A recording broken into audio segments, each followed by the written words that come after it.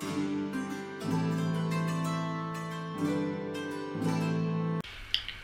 ballerinas, welcome back to Reformation Rambles, my series all about the history of the European Reformation. Today I want to move away from everything we've been talking about for the past few weeks and talk to you about the Swiss Reformation, fundamentally focusing on Ulrich Zwingli and John Calvin. So, onwards to chapter 1.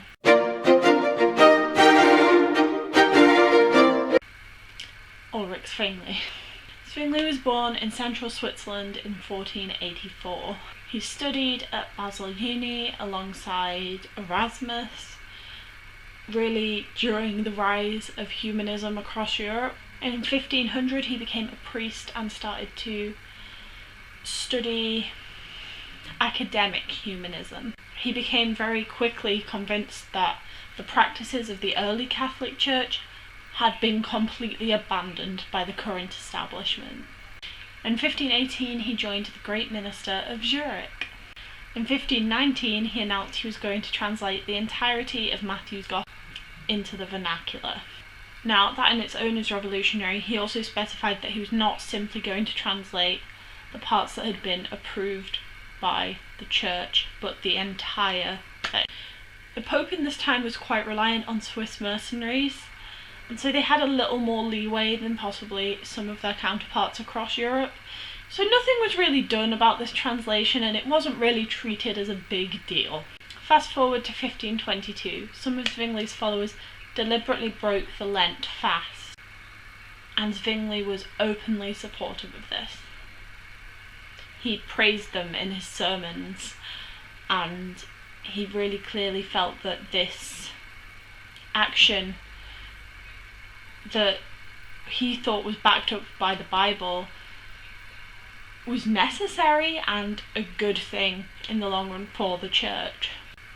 This very much demonstrated to everyone involved that both the Zurich Council and the local people would go against the Catholic Church's teachings. Later in the year, Zwingli was brought forward to argue his case with Johann Faber. Now, Faber was the Vicar General of, let me get this right, Bishop of Constance. The aim of this discussion was to really establish a state policy that engaged with the religion that at the time was still kind of Catholicism, though it had veered away from what the rest of Europe would define as Catholicism. Zwingli had already set out his 67 conclusions. Think of this as the Swiss 95 Theses. These are his key points about where the Church has gone wrong. Because of this, he actually had more to back his arguments up with, and essentially kind of just won the debate. After this, reform of the Church basically had the council's blessing, and it spread rapidly across the city. By 1524, Zurich Council had ordered that icons and images be taken away from monasteries and were to be taken to the city for charitable purposes. Marriage courts were established to determine what qualified for marriage and divorce. In 1526, the marriage courts were given the power to supervise public morals. You can imagine. Now, not only was this a sudden shift in power for them, it meant they were taking power that had previously only belonged to the Catholic Church and applying it to the city itself from the council within the city. This was government taking what had previously been church power and applying it themselves. In 1529, the Colloquy of Marburg took place. I'm not going to get into it because I already talked about it in my second Martin Luther video, which you can click up there if you're interested. Christian Civic Union was formed between multiple towns in Switzerland, of which Zurich was one. This was also Basel, St. Gallen, and Schaffhausen. This was very much for security after Charles formed the Catholic League. Again, it's in the Luther 2 video. If you've not watched it, go watch it. In 1529, it was apparent that they were close to war. Zwingli really personally did not want to fight his fellow countrymen. He wanted a united Switzerland. But in the end came to this conclusion, and I quote, "The peace that you want means war. The war that I advocate will bring peace." There had been a short bloodless battle, but the Peace of Capel had come about in 1528, putting an end to that. Protestant cities by this time had started to develop almost an economic blockade against their Catholic neighbours. In 1531, the Catholic cities unexpectedly declared war on Zurich. There were around 8,000 Catholic soldiers. The Protestants frantically mustered up an army of around 25,000, which honestly is still impressive on such short notice in the 1500s. Zwingli placed all of his faith in divine intervention. His army were obliterated and he was killed. He was killed bearing arms as a Christian soldier. This wasn't the end of reform in Switzerland, but this was the end of the way in which Zwingli had approached reform in Switzerland. Moving on to chapter 2. John Calvin's early theology and first escapades in Geneva. So who was John Calvin? John Calvin was born in France in 1509. In 1523 he began to study at the University of Paris. His dad wanted him to study law. Where have we heard that before? After his father's death, he switched his studies to theology. It was there that he developed a strong interest in humanism and Protestantism. After the Day of the Placards, which I will make a whole ass episode on at some point, because boy, that's a lot. We do not have time. Any suspected reformers would be persecuted in France. So Jean Calvin, who from his studies alone could be persecuted, fled to Basel. This was a place that had already had a Reformation. It was a natural place for refugees from places like France where they'd become this crackdown on Protestantism. Martin Bucer, who was in charge at the time, was essentially the person who came after Zwingli. At this time, Jean Calvin also wrote Institutes of a Christian Religion. This is essentially a manual on how to be a Protestant. It's very systemic, and a lot of people feel it reflects that he had this dual background of both law and theology. But in terms of what his theology suggested, well, what did the Institutes of a Christian Religion say? Well, and this is incredibly condensed. No, really. God is all-knowing and all-powerful. Human action cannot influence God, for he is too powerful. The Bible is the most complete revelations of God available to humans. God is not all-loving, but God is all-just. The purpose of a human life is to glorify God. Rome is beyond redemption. He then rejected the majority of the sacraments other than two, the Eucharist and baptism, which only Catholics get their last rites. That's not why, but yeah, you guys know what I mean, you're not idiots. Well, most of you aren't idiots. He then went travelling. He found himself in Geneva and met a guy called William Farel. Once again, Geneva was a city that had already been reformed, but they'd cast out their Catholic bishop without really creating anything to replace him with. As a result, Farel, who was a big fan of Institutes of a Christian Religion, convinced Calvin to stay and help build a reformed church in Geneva. They then had to persuade the council. Now, the council fell into two factions, the pro-Bern faction and the pro-France faction. These two were basically could not agree on things at all. We'll get into them more later. Essentially, Calvin had to convince the council to officially make Protestantism the religion in Geneva. And they kind of agreed to it. In 1537, all Genevans had to swear an oath to Protestantism. But a lot of the powerful people just said, I'm not doing that, and what could anyone do? They had all the power, creating quite a solid divide throughout their society. The council was still trying to determine whether the church was above the state or the state was above the church. So in Luther's religion, clearly the state was above the church. This resulted in a kind of power struggle. The church couldn't do anything to punish disobedient people. They couldn't do anything against these people who just were like, I'm not taking that oath. So it was kind of difficult to implement at all without that power. In the Easter of 1538, Calvin refused to hold communion at Easter. And people took to the streets. Eventually the pro-Bern faction would take over the council. and they kind of wanted the same laws as Bernhard's, which were nothing like what Calvin was pushing. So him and Farel were excommunicated and basically forced to leave the city. They went their separate ways. It's argued by historians now that them leaving essentially prevented a significant demise within Geneva. Although I'm not sure that was their reasoning. Calvin did refer to the council as the Council of the Devil, so it's up to you guys what you think. You can do your own research on that one. 3. The ecclesiastical ordinances and Calvin's return to Geneva. The pro-Bourbon faction kind of fizzled out and the pro-French faction had taken over the bulk of the council, and they got in touch with Calvin and asked him if he'd return. Around this time, we're talking about 1541, Calvin writes the Ecclesiastical Ordinances. This summarises a collaboration between state and church, with neither above the other and them operating as a single unit. So what did the Ecclesiastical Ordinances say? In short, pastors will conduct services and run parishes. Teachers give instruction and teach doctrine. Elders were a mixture of pastors and laymen. They were essentially there to lay down the law. They'd determine who should be excommunicated, who should be punished for certain crimes, and had basically all the power in this system. The council agreed to draw up plans to restructure the Genevan church. Calvin began to implement the ecclesiastical ordinances and was preaching around 260 sermons a year. It's quite a lot whilst also writing, okay? Later that year, Calvin began writing to try and convert France to this religion. He also wrote to key supporters and nobility in both Poland and Italy. The laws that were enforced in Calvin's Geneva were quite strict.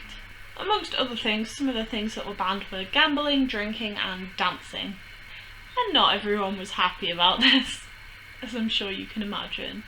One example of this is somebody called Pierre Amand.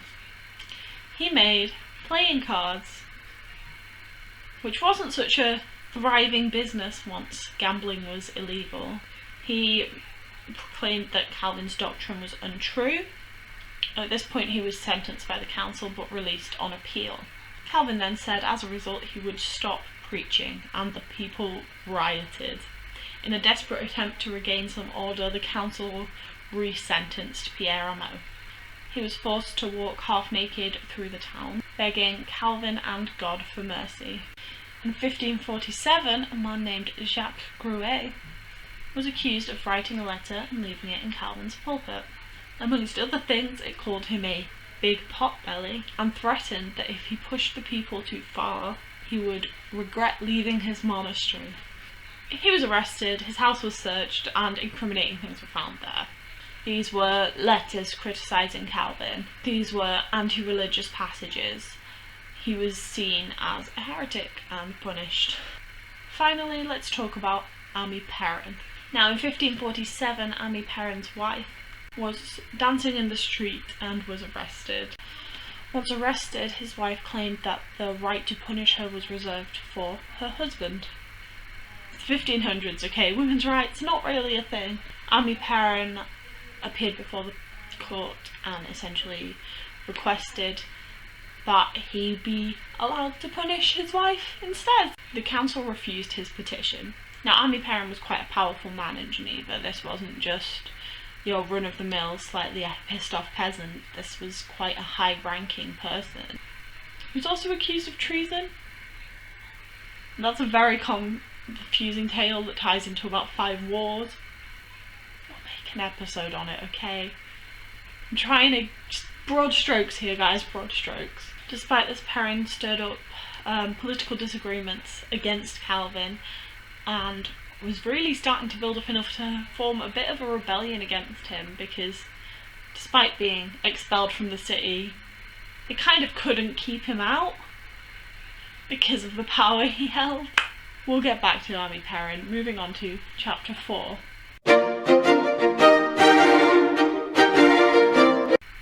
Servetus. Now, Servetus was a Spanish theologian. He was seen to have very extreme views. He condemned the idea of the Holy Trinity, and he was against infant baptism. Now, to some of you that may not sound like so much, this is huge for the time, this is insane, this is big and scary, and people don't believe this. He fled from Spain to Vienna, where he worked as a doctor before people worked out who he was, and he was tried for heresy, then escaped from prison.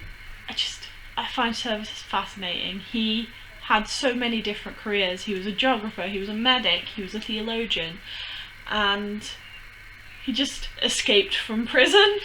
He sent Calvin a copy of his book, Doctrine of the Trinity. He was clearly quite a fan of Calvin's works.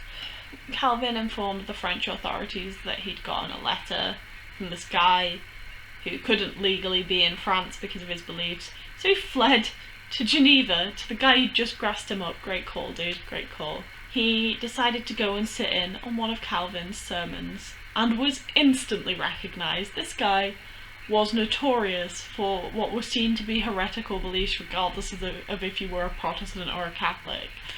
People knew what he looked like, and he was like, I'll just, I don't know, wear a cloak or something. Anyway, got recognised and was brought before the council for sentencing. All of the Swiss councils agreed he should be executed for heresy. It's around 1545 there'd been sort of a mutual hostility between Calvin and Servetus. Now, his fundamental belief was that the Holy Trinity was simply expressions of the same entity and not three individual things. So they burned him at the stake. No one said it wasn't brutal in the 1500s. I find this time period fascinating. If I got a time machine, I would not go there. Now, Ami Perrin had tried to take the people he had stirred up against Calvin and support Servetus, which ultimately resulted in his downfall, where before he'd been stirring up almost a riot, it was bubbling under the surface. People were so opposed to these views were so hated,